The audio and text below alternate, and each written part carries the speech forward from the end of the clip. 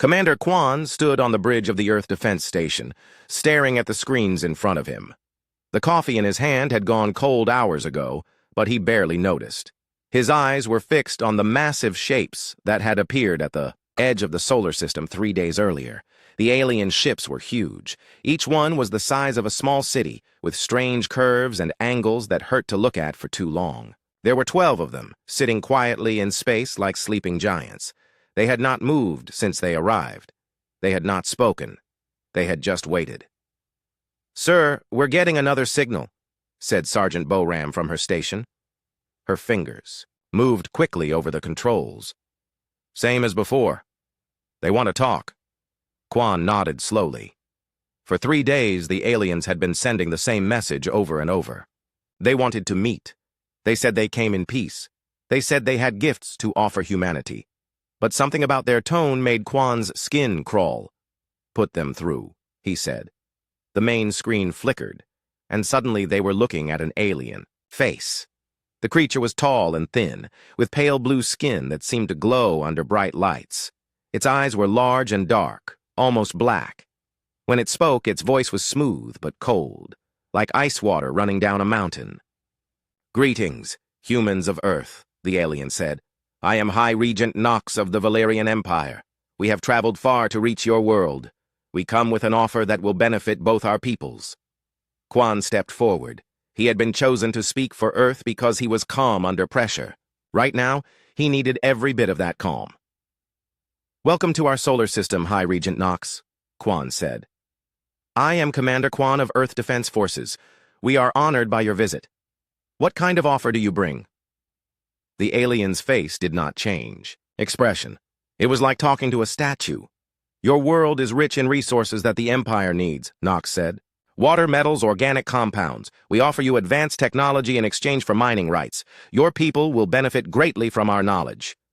Down in the science lab, Dr. Hana was watching the conversation on her own screen. She was Earth's best expert on alien life, even though, until 3 days ago, there had been no alien life to study.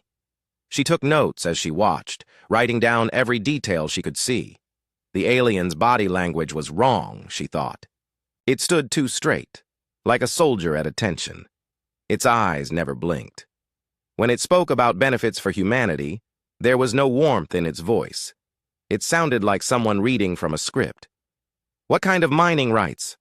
Commander Quan was asking. 80% of your planet's extractable resources," Nox replied without hesitation. "Your people will be relocated to designated areas where they will be safe and comfortable while we work." Quan felt his heart skip a beat.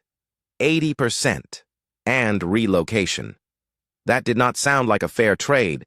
That seems like a large percentage. Quan said carefully. "What exactly would humanity receive in return?" "Technology beyond your current understanding," Nox said. "Weapons, ships, medical advances. You will live longer, travel farther, achieve more than you ever thought possible." In the communications room, Sergeant Boram was doing something the aliens probably did not expect. She was recording everything and analyzing the alien signals. The technology they used to talk was advanced, but not impossible to understand. More importantly, she was picking up other signals. The aliens were talking to each other, and they thought humans could not listen. She put on her headphones and started to decode the alien chatter. What she heard made her blood run cold. "Primitive species, as expected," one alien voice was saying. "Standard protocol should work here." "How long until they submit?" asked another. "All previous species have accepted within 1 rotation of their planet. These humans seem more stubborn, but they will break. And if they refuse, then we proceed to level 2. Demonstration of force usually convinces the stubborn ones." Boram's hands shook as she wrote down everything she heard. These aliens had done this before, many times. Earth was not their first stop. Back on the bridge, the conversation continued. Captain Dongwu had joined Commander Quan. He was a smart man who had studied military history his whole life. Something about this situation reminded him of old stories about traders who came to small villages with gifts, only to take over everything later. "High Regent Nox," Dongwu said, "you mentioned other peoples. Have you made similar offers to other worlds? For the first time, the alien's expression changed slightly. Its dark eyes seemed to narrow. The Valerian Empire spans many systems, Nox said. We have brought prosperity to countless worlds. Your planet will join a great community of peoples. What happened to the original inhabitants of those worlds? Dongwu pressed. They serve the Empire in ways that best suit their abilities, Nox replied. The way he said it made Dongwu's skin crawl. Dr. Hana had heard enough. She left her lab and headed for the bridge. As Earth's xenobiologist, she needed to be part of this conversation. But more than that, her instincts were screaming that something was very wrong. She arrived just as High Regent Nox was explaining. The timeline. You have 72 hours to consider our offer, the alien was saying. This is more time than we usually provide, but we understand that primitive species need longer to make decisions. Primitive species. The words hung in the air like a threat. We appreciate your patience, Commander Quan said, though his jaw was tight. We will need to consult with our governments. Of course, Nox said, but understand that this offer will not remain open indefinitely. The Empire has schedules to keep. The transmission ended, and the bridge fell silent. Everyone stood still for a moment, processing what they had just heard. Sir, Boram said quietly, I think you need to hear what I've been picking up. She played back the alien conversations she had recorded. As the crew listened to the cold, calculating voices discussing Earth like a business transaction, their faces grew darker. They've done this before, Dr. Hana said when the recording ended. Many times, and I don't think the other species had much choice in the end.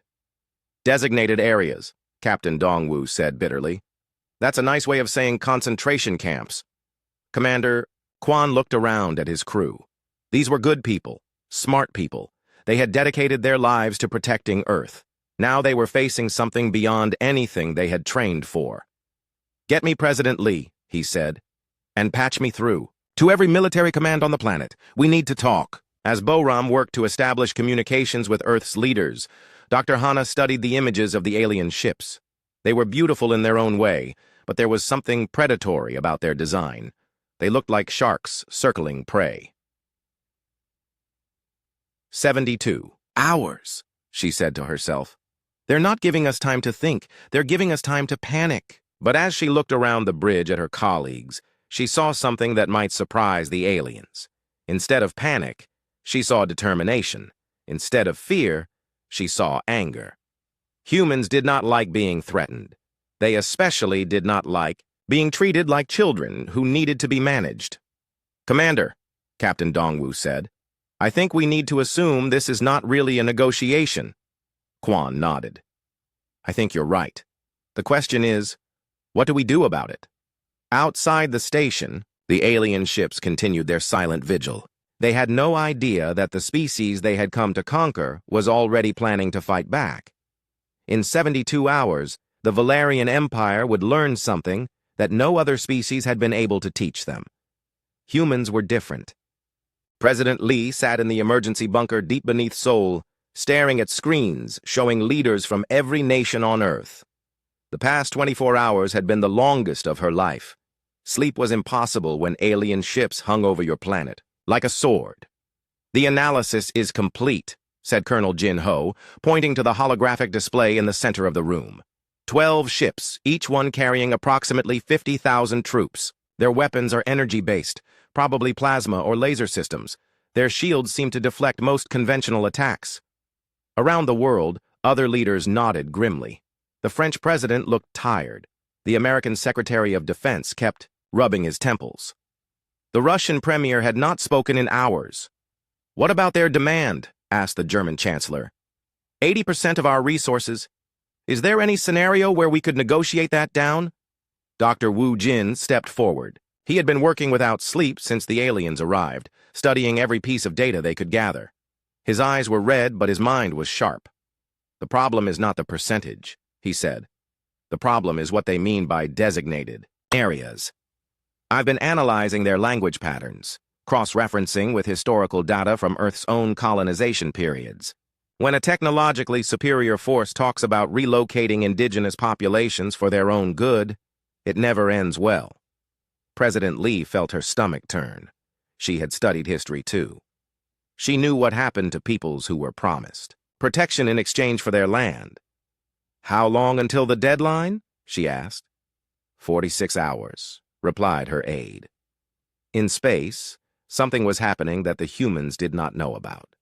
Admiral Vex stood on the bridge of his flagship, reviewing reports from his scouts.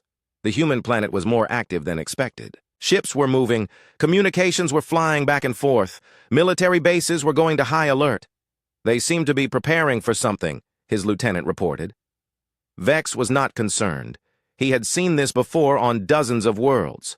Some species tried to put up token resistance. It never lasted long. "Standard response," he said. "Prepare a demonstration." Back on Earth, Dr. Hana was working with an international team of scientists, trying to understand everything they could about Valerian technology.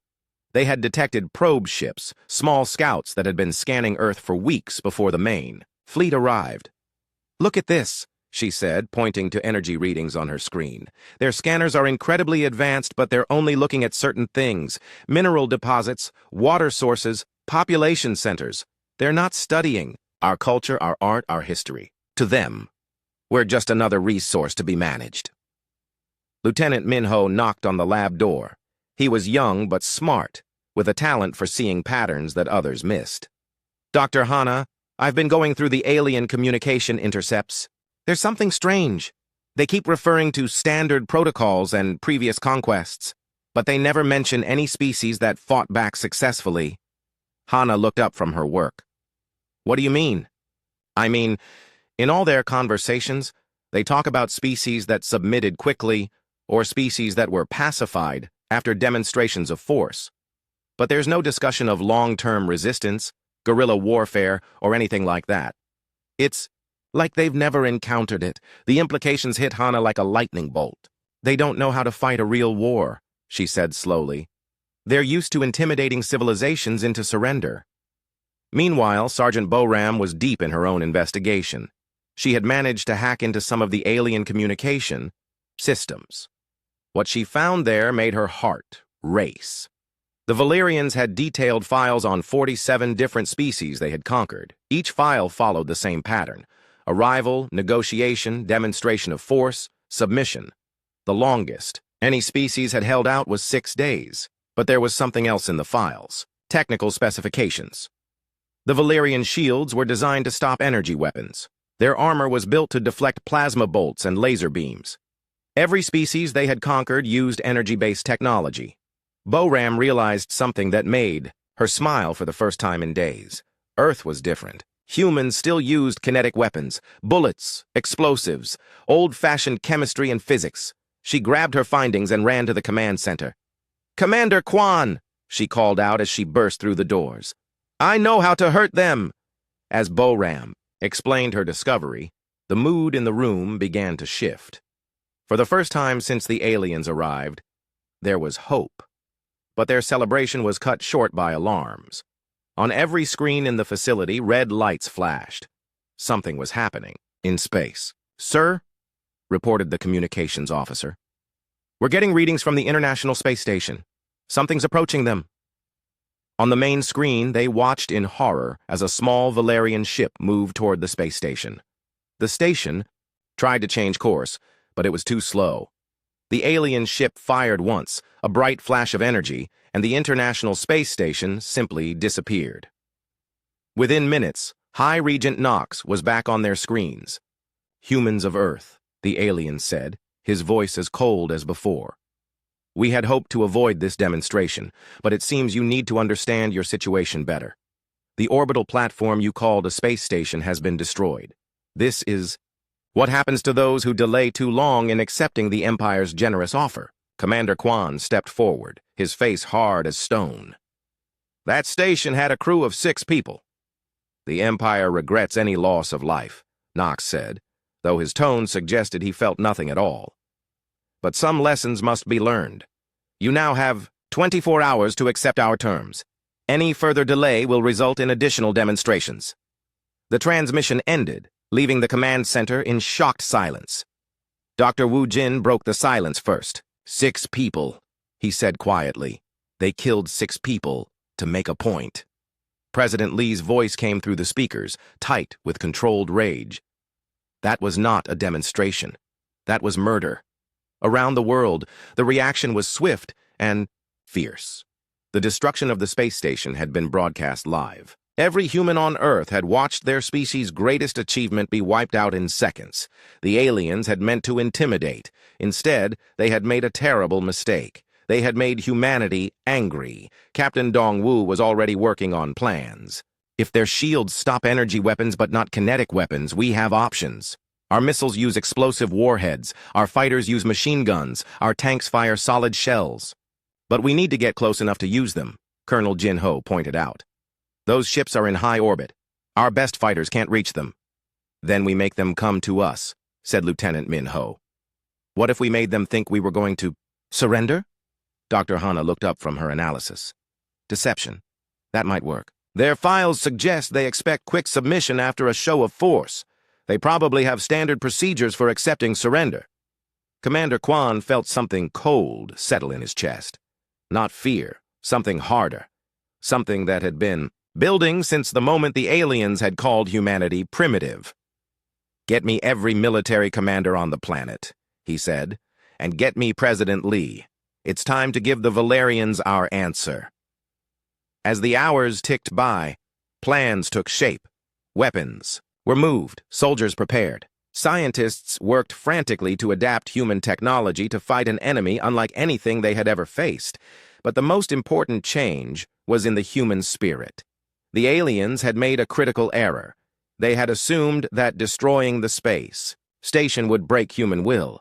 Instead, it had forged it into something unbreakable. In military bases around the world, soldiers cleaned their weapons and checked their equipment. In research labs, scientists pushed the boundaries of physics to create new ways to fight. In government bunkers, leaders made the hardest decision in human history. Earth would not surrender. Earth would not submit.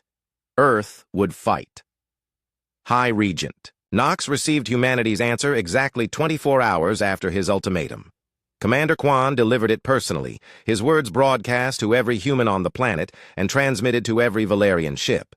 High Regent Knox, Kwan said, looking directly into the camera. You came to our world asking for our resources. You demanded we give up our freedom and submit to your empire. You murdered 6 innocent people to make your point. Here is our response. Kwan paused, and in that moment, 6 billion humans held their breath. Come and take it. The first bombardment came at dawn. High Regent Knox had waited only 6 hours after humanity's defiant response before ordering the attack. Bright streaks of energy fell from the sky like deadly rain, targeting military bases, airports, and communication centers around the world.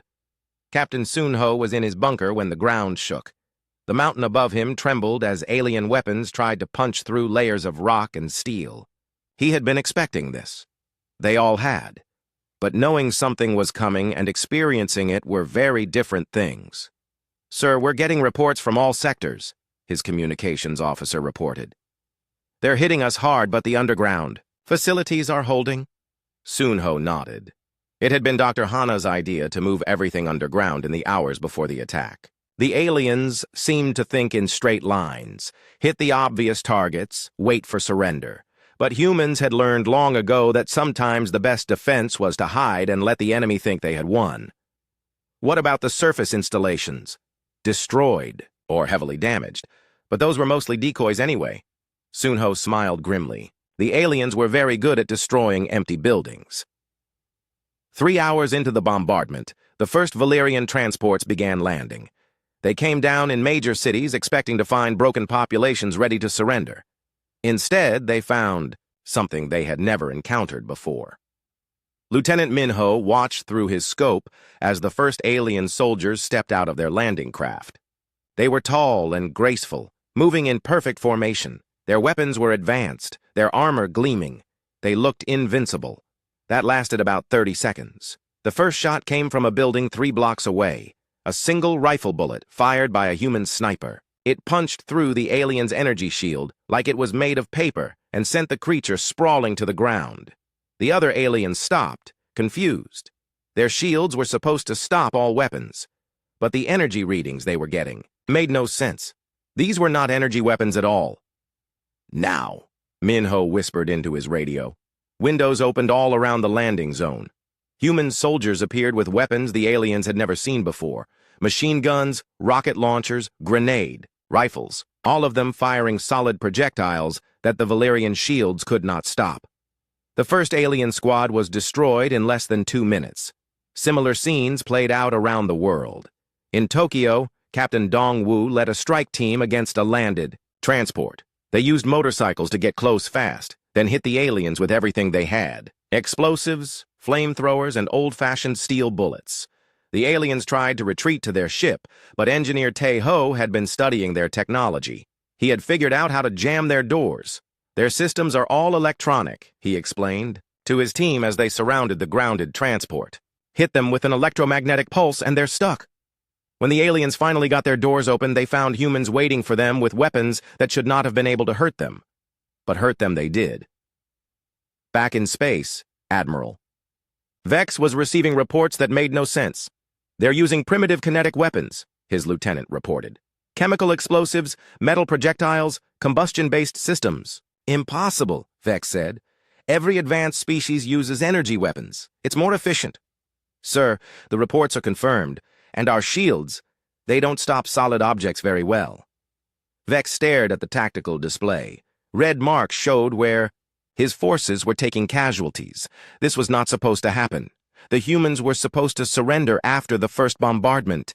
They were supposed to beg for mercy. Instead, they were fighting back and winning.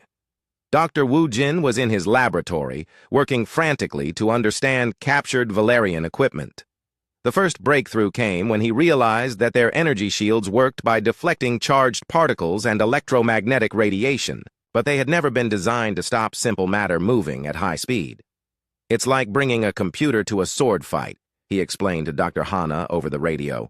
Their technology is more advanced, but it's also more specialized. They've never had to deal with bullets. The second breakthrough was even more important. The alien computers used quantum processing, which made them incredibly fast and powerful. But they also made them vulnerable to something humans had been dealing with for decades: computer viruses. I can write code that will mess with their systems, Dr. Wu Jin said. But I need to get close to one of their ships. That opportunity came when pilot Young Soo volunteered for the most dangerous mission of his life. Young Soo was flying an old fighter jet, the kind that had been considered outdated 20 years ago. But that was exactly why it might work. The alien sensors were designed to track advanced spacecraft. They might not notice something so primitive. He flew low, using mountains and buildings to hide from the alien ships. In his cargo bay, he carried Dr. Wu Jin's virus loaded onto a simple computer tablet. The plan was crazy, but it might work. The target was a Valerian command ship that had landed outside of Berlin. It was heavily guarded, but Young Soo had an advantage the aliens did not expect. He was completely insane. He came in fast and low, his engines screaming. The aliens saw him at the last second and opened fire, but their energy weapons could not track something moving so erratically. Young Soo flew his fighter straight through their defensive line and crashed it into the side of their ship. He survived the crash, which was more than he had expected. The alien hull was strong, but not strong enough to stop a fighter jet moving at full speed. Young Soo crawled out of the wreckage, grabbed his tablet, and ran for the hole he had made in their ship. Inside the alien vessel, emergency lights flashed. The Valerians were trying to repair the damage and did not notice one small human making his way to their computer core. Dr. Wu Jin's virus was simple but effective. It did not try to destroy the alien computers. Instead, it made them doubt themselves. Every command was questioned. Every sensor reading was checked and rechecked. The ship's systems slowed to a crawl as the computers got lost in loops of verification. Young Soo was almost out of the ship when the aliens found him. But by then, it was too late. The virus was already spreading through their network. The command. Ship's engines died first, then the weapons, then the shields. Within an hour, the most advanced warship in the Valerian fleet was nothing more than a very expensive piece of metal sitting in a German field. News of the victory spread quickly through human communication networks. Around the world, resistance. Fighters learned that the aliens could be beaten. More importantly, they learned how Sergeant Mi Young coordinated attacks in occupied areas, using cell phones and social media to spread tactics and information. The aliens could monitor some communications, but they could not stop all of them. For every network they shut down, humans created two more. The psychological effect was devastating for the Valerians. They had expected quick victory followed by grateful submission. Instead, they found themselves in a grinding fight against an enemy that refused to follow the rules. Colonel Jin Ho realized something that gave him hope. The aliens were not used to losing. Every tactical decision they made assumed they would win quickly. Their supply lines were set up for a short campaign. Their troops were trained for intimidation, not sustained combat. They're like a boxer who has never been hit, he explained to his staff. They don't know how to handle it when someone fights. Back. The turning point came when Admiral Vex made a critical mistake. Frustrated by human resistance, he decided to make a personal appearance on the battlefield. He brought his flagship down to low orbit and began targeting civilian areas, hoping to break human morale. Instead, he gave humanity exactly what it needed, a clear target. Every missile on Earth was retargeted toward the flagship. Every artillery piece that could reach high altitude was aimed at the sky. And in a secret facility in the Himalayas, Dr. Wu Jin activated his masterpiece, a railgun built from salvaged alien technology that could punch through any armor in the galaxy. The attack came from every direction at once. Missiles, shells, rockets, and energy beams all converged on the Valerian flagship. The ship's shields held for almost 10 seconds before collapsing under the assault. Admiral Vex had just enough time to realize what was happening before his ship exploded in a ball of fire that could be seen from space. The shockwave rippled through the Valerian fleet.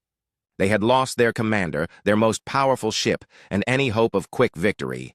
For the first time in the history of their empire, they faced the possibility of defeat. On Earth, humans looked up at the burning wreckage falling from the sky and felt something they had not felt since the aliens arrived. Hope. The war was far from over, but for the first time, humanity believed they could win. High Regent Knox stared at the burning wreckage of Admiral Vex's flagship as it fell through Earth's atmosphere. In 300 years of conquest, the Valerian Empire had never lost a command ship. Ships had been damaged, certainly. Some had even been destroyed by natural disasters or accidents, but never in battle. Never by a primitive species that should have surrendered weeks ago. "Get me the Emperor," Knox said, his voice tight with something he had never felt before: doubt. The communication took several minutes to establish. When the Emperor's image appeared on the screen, his expression was cold as space itself. "Explain." "This failure," the Emperor said without greeting. "The humans are different, my Emperor. They use weapons we have never encountered. Their tactics are unpredictable, and they refuse to accept the natural order." Natural order? The Emperor's voice could have frozen stars. The natural order is that superior civilizations rule inferior ones. Are you telling me that humans are superior to us? No, my Emperor. But they are resistant in ways we did not anticipate. Then stop anticipating and start exterminating. Use whatever force is necessary. The Empire cannot afford to look weak. The transmission ended, leaving Knox alone with his thoughts and his fear. He had been given new orders, but he was no longer sure he could carry them out. The humans had already proven they could destroy Valerian ships. What if they could do worse? On Earth, the destruction of the flagship had given humanity something more valuable than victory. It had given them confidence. But it had also made their situation more dangerous. The aliens were no longer trying to conquer Earth peacefully. Now they were trying to destroy it. Commander Kwan stood in the ruins of what had once been downtown Los Angeles, looking at the crater where the flagship had crashed. The impact had leveled 6 city blocks and killed thousands of people. But the wreckage was also a treasure trove of alien technology. "How much can we salvage?" he asked Dr. Wu Jin. "Most of the ship is destroyed, but the computer cores are intact. And look at this." Dr. Wu Jin pointed to a section of the hull that had remained mostly undamaged. "These are their weapon systems. If I can figure out how they work." "How long?" "Give me 48 hours. Kwan nodded. They probably did not have 48 hours, but they would have to make do with whatever time they had. Across the world, other teams were working on their own projects. Captain Sunho was training. guerrilla fighters in Seoul, teaching them how to hit alien patrols and disappear before reinforcements arrived. Sergeant Mi-young had organized a network of civilian volunteers who provided intelligence and supplies to the resistance. But the most important work was being done by people the aliens had never heard of. Mechanic Sang-min was in his garage, in Busan, building weapons out of spare parts and alien technology. His latest creation was a rifle that fired electromagnetically charged bullets, each one capable of punching through Valerian armor. The secret is not to try to copy their technology, he explained to the team of volunteers helping him. It's to combine their technology with ours. They make the components. We make them work the way we want. Meanwhile, Dr. Hana was working on something even more important: understanding the aliens themselves. She had been studying recordings of Valerian communications, analyzing their behavior patterns, looking for weaknesses that had nothing to do with technology. "They're afraid," she announced to the Leadership Council during a secure video conference. "Not of losing the war. They don't think that's possible. They're afraid of looking weak in front of their own empire." President Lee leaned forward. "What do you mean?" "The Valerian Empire is built on the idea that they are superior to everyone else. That superiority justifies their right to rule. But if a primitive species like humanity can defeat them, it calls their entire worldview into question." Colonel Jinho saw the implications immediately. "So they can't afford to retreat, even if staying means losing more ships." "Exactly. Which means they're going to keep escalating until either we're dead or they are." The next escalation came sooner than anyone expected. Knox had decided that if humans would not surrender to shows of force, he would simply remove their ability to fight. He began targeting infrastructure, power plants, water treatment facilities, hospitals, schools. The attacks were systematic and brutal. The aliens were no longer trying to conquer Earth. They were trying to break it, but humans had learned something important over thousands of years of warfare: the harder you hit them, the harder they hit back. Captain Dongwu was leading a strike team through the sewers beneath Tokyo when the aliens hit the city's main hospital. The explosion could be felt even underground, and Dongwu felt something cold and hard settle in his chest. "Change of plans," he told his team. "We're not just hitting their supply depot anymore, we're going to hurt them." The alien supply depot was heavily guarded, but the guards were expecting an attack from above ground. They were not expecting humans to come up through the sewer system carrying homemade explosives and modified alien weapons. The battle was short and vicious. When it was over, the supply depot was a smoking crater, and every alien in the area was dead. But Dongwu was not finished. "Strip everything useful from their bodies," he ordered. "Weapons, armor, communications equipment. And send a message to all teams: no more prisoners." The new ruthlessness spread through the human resistance like wildfire. The aliens had made the mistake of thinking that attacking civilians would break human morale. Instead, it had removed any limits on human brutality. Lieutenant Hyunwoo specialized in infiltration and sabotage. He had spent weeks studying alien technology and behavior, learning how to move through their installations without being detected. His mission was to penetrate the main Valerian command center and plant Dr. Wu Jin's latest virus in their central computer system. The command center was inside a grounded battleship that served as Knox's headquarters. Getting inside required Hyunwoo to pose as a captured human slave. It was dangerous and humiliating, but it worked. The aliens were so confident in their superiority that they barely bothered to guard their prisoners. Inside the ship, Hyunwoo saw things that made his blood boil. Humans being used as manual labor, forced to maintain alien equipment under the threat of death. Children separated from their parents and kept in cages like animals. Elderly people left to die because they were too weak to work. By the time Hyunwoo reached the computer core, he was no longer thinking about his mission. He was thinking about revenge. The virus he planted was more sophisticated than anything Dr. Wu Jin had created before. It did not just disrupt alien systems, it turned them against each other. Communications networks began broadcasting false orders. Weapon systems locked onto friendly targets. Navigation systems sent ships to the wrong coordinates. But Hyunwoo was not finished. He had also planted conventional explosives throughout the ship, timed to go off after the virus had done its work. When he finally escaped from the command center, it was already beginning to tear itself apart. High Regent Knox barely escaped the destruction of his flagship. As he watched his command center explode from the bridge of a smaller vessel, he finally understood what Admiral Vex had failed to grasp. This was not a conquest anymore. This was a war, and wars could be lost. "Send a message to the Emperor," he ordered. "Request immediate reinforcements. All available ships." His communications officer looked nervous. "Sir, the Emperor's last message said that failure would not be tolerated." "Then we will not fail," Knox said, though he no longer believed his own words. "We will burn this planet to ash before we admit defeat." But on Earth, humans were learning that being pushed to the edge of extinction could make them more dangerous, not less.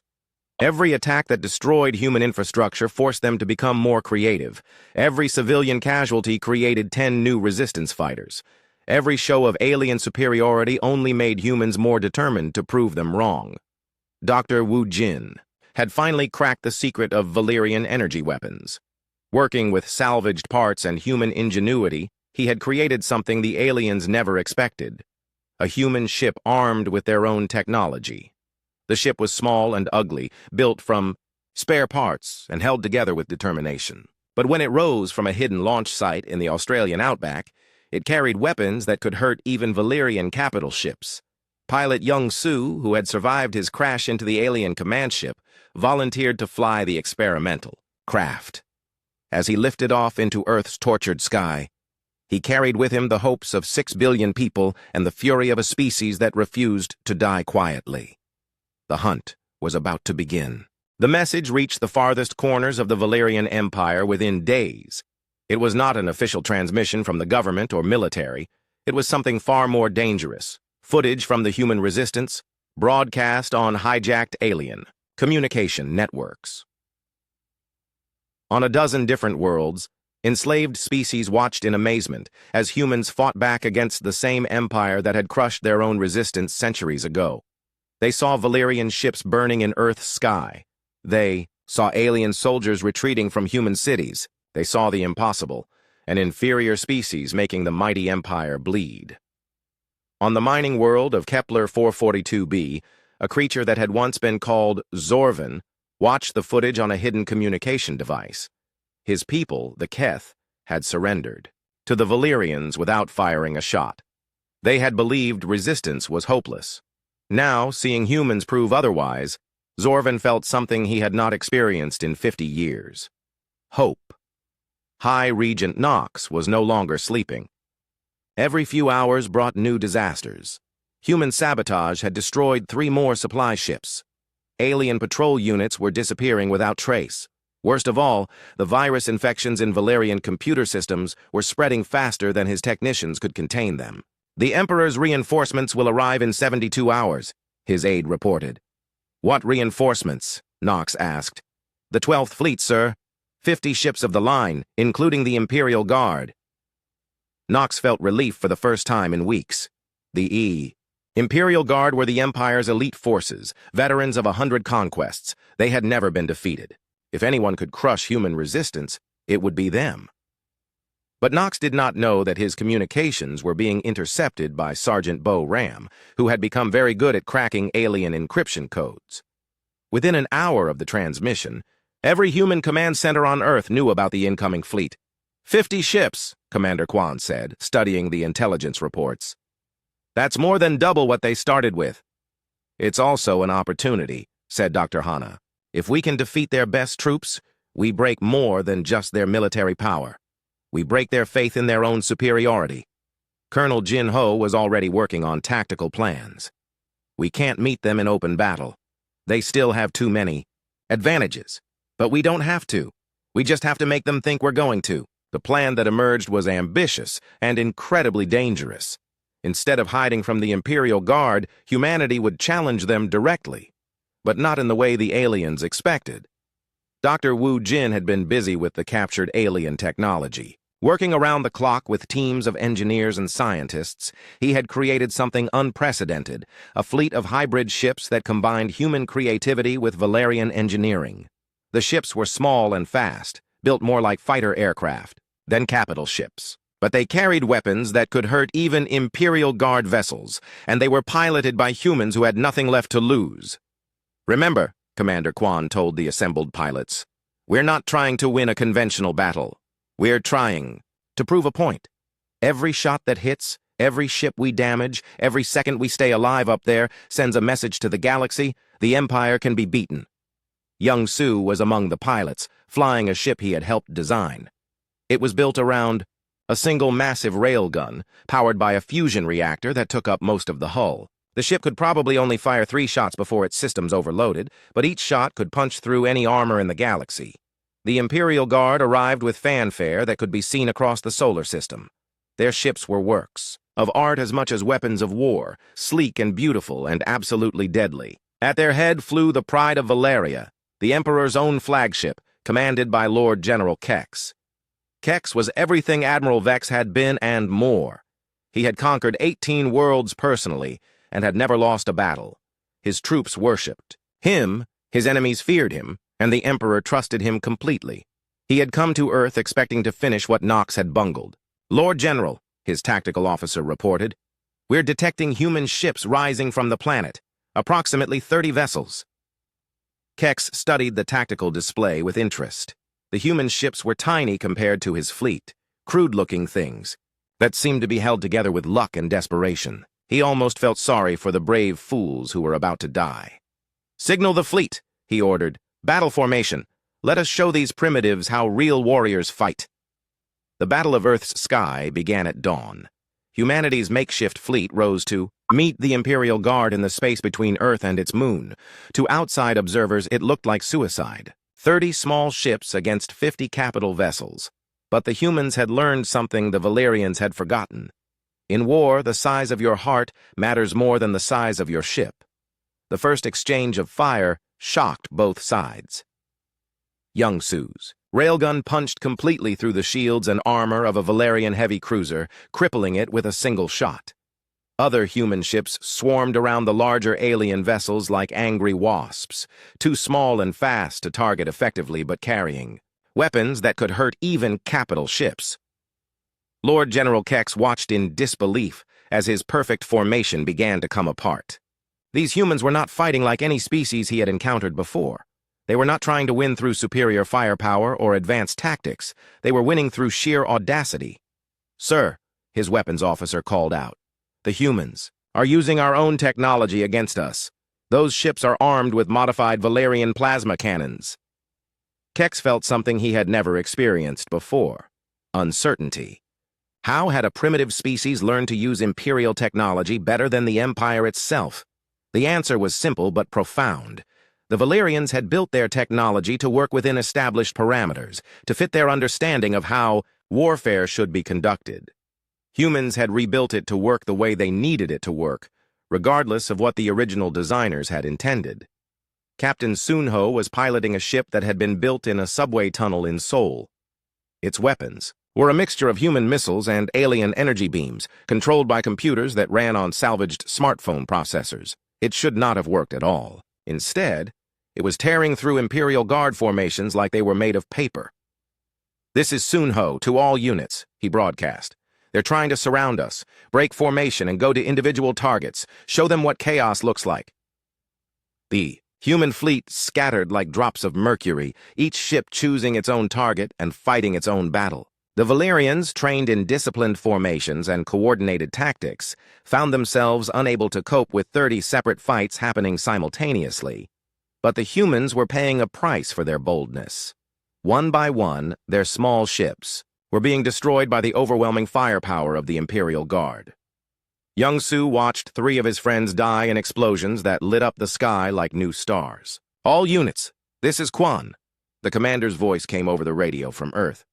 "You've done more than enough. Begin withdrawal." "Negative," Young Su replied, lining up his ship for another attack run. "We're not finished yet." Around him, the surviving human pilots echoed his refusal. They had come here to send a message, and the message was not complete yet. The final phase of the battle came when Young Su made a decision that defined the entire war. His ship was badly damaged, his weapons nearly depleted, and his life support was failing. But ahead of him was the Pride of Valeria, the Emperor's own flagship, and Lord General Kex himself.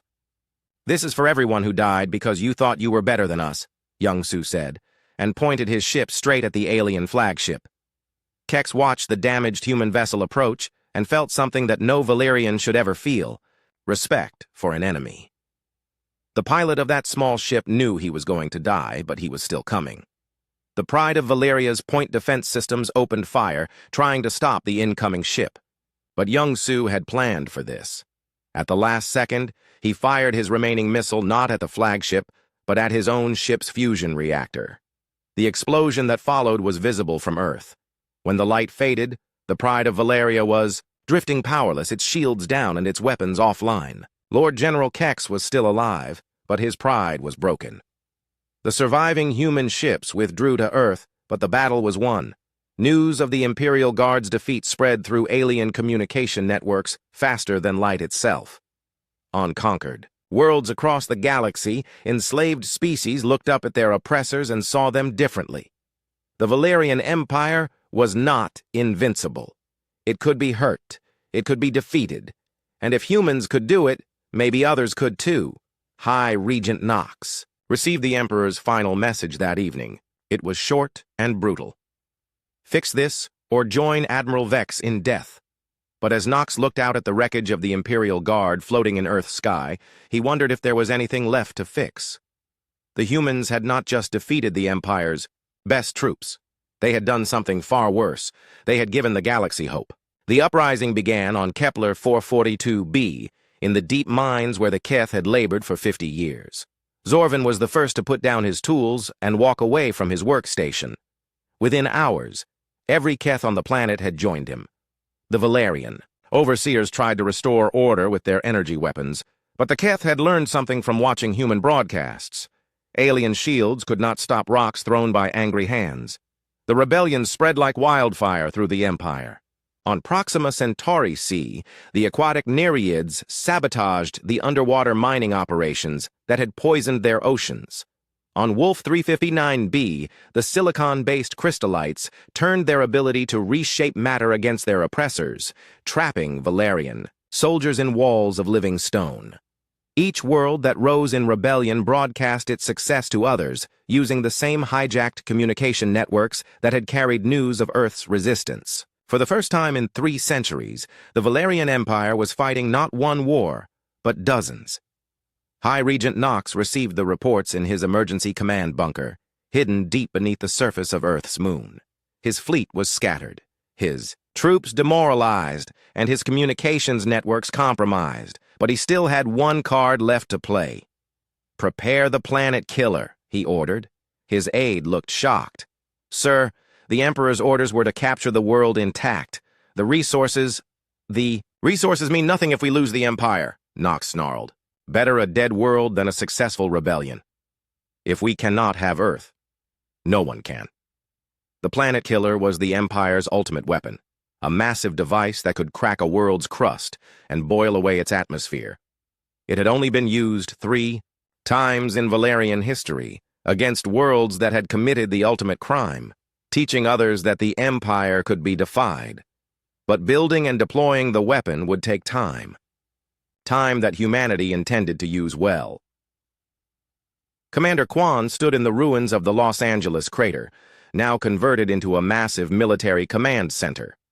Around him, screens showed tactical displays from around the galaxy as enslaved species rose against their oppressors. For the first time since the war began, he allowed himself to smile.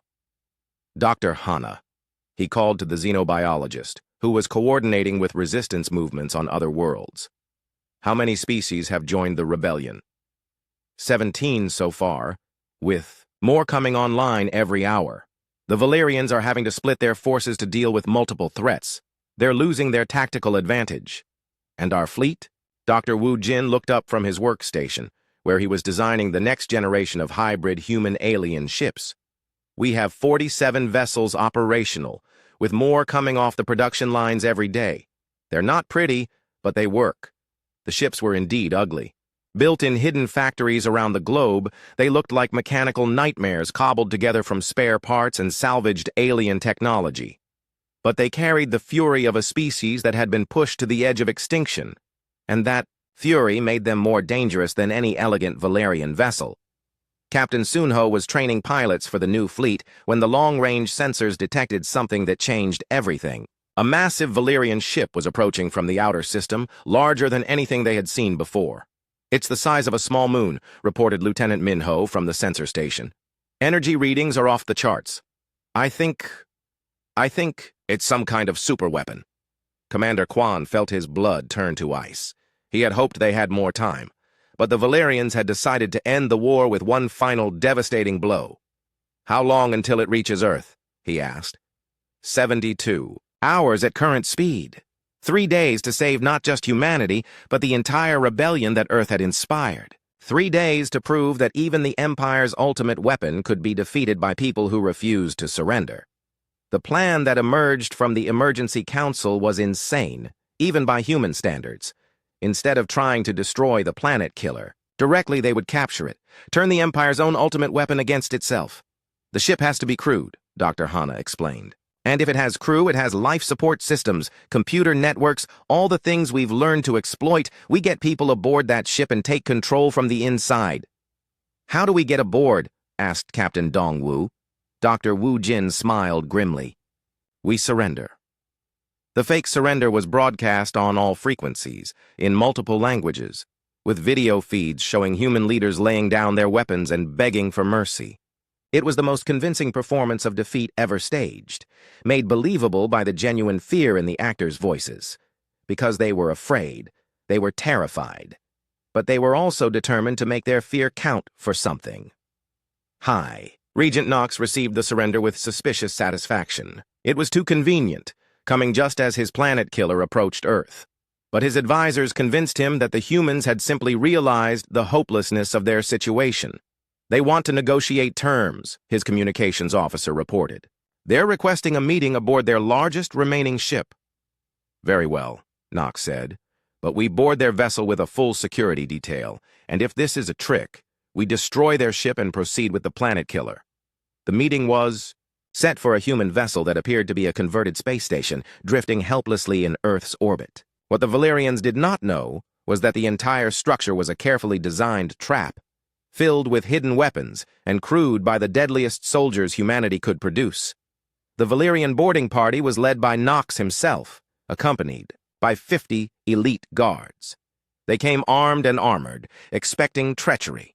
What they found instead was what appeared to be a broken people offering genuine surrender. Commander Quan met them at the airlock, his uniform torn and his face showing the exhaustion of months of hopeless fighting. He looked like a defeated man who had finally accepted the inevitable. "Hi, Regent Knox," Quan said, offering a formal bow. "We thank you for agreeing to accept our surrender. We hope that terms can be arranged that will spare what remains of our population." Knox studied the human commander with cold satisfaction. "That will depend on your cooperation. But first, we must discuss the terms of your planet's integration into the Empire." The negotiations took place in the station's main conference room, a sterile chamber that showed signs of recent battle damage. Knox and his guards sat on one side of the table, while Quan and his staff sat on the other. The humans looked defeated, desperate, ready to accept any terms that would save their species from extinction. What the Valerians did not notice was that Dr. Wu Jin was not in the room. Neither was Sergeant Boram or Lieutenant Hyun Woo or a dozen other key personnel. They were elsewhere on the station, making final preparations for the real purpose of the meeting. "We are prepared to accept relocation to designated areas," Quan was saying. "We understand that Earth's resources are needed by the Empire. We ask only that families be kept together and that basic medical care be provided." Knox nodded magnanimously. "The Empire is not without mercy. Those who serve faithfully will be treated well." As the negotiations continued, Hyun Woo was making his way through the station's maintenance shafts toward the Valerian shuttle bay. The enemy ship was lightly guarded. After all, they were accepting a surrender. What threat could defeated humans possibly pose? The answer came when Hyun Woo and his team emerged from the ventilation system inside the Valerian shuttle and began systematically taking apart its communication and navigation systems. By the time they were finished, the shuttle would fly exactly where they wanted it to go. Meanwhile, Dr. Wu Jin was in the station's computer core, uploading his most sophisticated virus yet into a portable storage device. This virus was different from his previous creations. Instead of disrupting alien systems, it would take control of them, and it was designed to spread through physical contact, jumping from any infected device to any other system it encountered. Conference room. "This is engineering," came Dr. Wu Jin's voice over Quan's hidden earpiece. "Package is ready for delivery." Quan nodded almost imperceptibly, then stood up from the negotiating table. "High Regent Knox, as a gesture of good faith, we would like to present you with a gift. A sample of Earth's cultural heritage that we hope you will find enlightening." He reached into his jacket and pulled out what appeared to be a small art object, a crystalline sculpture that caught and reflected the room's lights in beautiful patterns. What it actually contained was Dr. Wu Jin's virus, waiting to be activated. Knox accepted the gift with the condescension of a conqueror accepting tribute from defeated subjects. The moment his fingers touched the crystal, microscopic transmitters activated and began spreading through the alien technology he carried. "Thank you," Knox said. "The Empire appreciates symbols of submission." That was when Commander Quan smiled for the first time in months. "Oh, we're not submitting," he said quietly. "We're recruiting." The lights went out.